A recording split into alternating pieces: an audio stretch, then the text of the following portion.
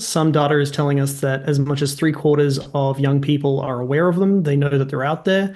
And in even some studies done out of, say, the University of Melbourne, just a couple of years ago, was finding that in their sample of young people, about 1 in 5 had actually tried them at least once. And I can say from my own personal experience, when I go out to schools and I scan and I interrogate certain things, I've actually run into a few cohorts of high schoolers who are more familiar with nicotine pouches than they are with the effects of, say, alcohol or even cannabis. Okay, you speak of young people here. What ages are you talking about, James? So if we're talking about the formal data that we're referring to in those specific statements, anything from 16 to the early 30s. On the other hand, you go into any high school, you start talking to seventh and eighth graders, they are aware they exist. We can't pretend that they aren't seeing them, that they aren't talking about them, or that they aren't being told about them or even exposed to them from their older peers. Okay, a couple of questions in all of that. How are they firstly accessing these products, which I believe are banned by the TGA? Absolutely. So the TGA covers nicotine products in the laws and the regulations around them. The only exceptions really are around certain vapes and cigarettes, which means blanket ban on nicotine pouches is there by default. You're not legally allowed to get them here.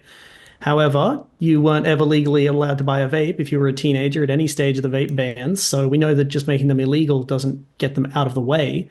The two common places that a young person would be accessing them would either be in person at a tobacconist, sort of an under-the-counter purchase that shouldn't be happening, or an online retailer. Simply Google nicotine pouches buy online Australia, and the entire first page of results on Google are just awash with these drop ship pump and dump stores to offload nicotine pouches and then disappear. Okay, so for parents watching at home who might not have heard of this before, can you explain what impact these nicotine patches are having on young people's health? So nicotine pouches up front, because of the nicotine content, present a risk of nicotine addiction. And interestingly, they use synthetic nicotine rather than what we call freebase nicotine that you would find in tobacco leaves, which actually allows these pouches to have a higher dose than they would normally be able to get away with the natural stuff, meaning that young people could be exposed to higher doses of nicotine per pouch before feeling any irritation from using it. So that's problem number one. The second thing is that if we're talking health risks, and we're talking in the short term, some people experience nausea, headaches, vomiting, or burning. Some have even experienced seizures in the most unfortunate cases. But to me, the big danger here is that the long-term health effects of these products are, quite frankly, unknown. The research doesn't exist yet for us in a state that we would like it to. We've seen this product now, in a similar trajectory to vapes, be released to a market, largely untested, the chemical ingredient lists being mostly or completely unavailable, targeted primarily at a group of vulnerable underage people under the guise of being helpful or harmless. And are they being marketed, as sweet flavours, like the vapes were getting in trouble for doing when they were a problem?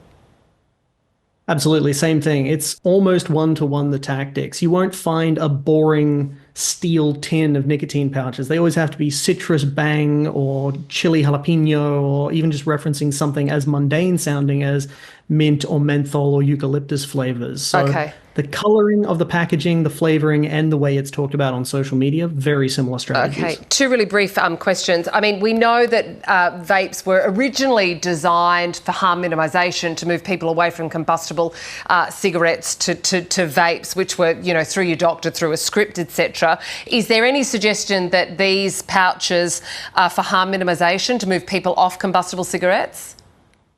Absolutely. The initial play from the tobacco industry would always be to be harm minimization, not just a leisure product. In fact, if you look on a larger time scale, the tobacco industry doesn't want you to think that they're leisure products. They want you to think they're the good guys.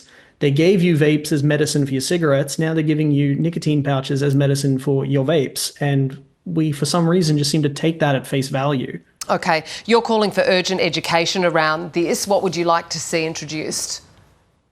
In terms of inside the school, I want us to be stepping away from punitive, fear-based, don't do this or you'll die type messaging, and instead exploring the product from the ground up from multiple angles, not just health, but also where's it coming from, who's making it, who's trying to sell it to you, what's their ultimate motivation.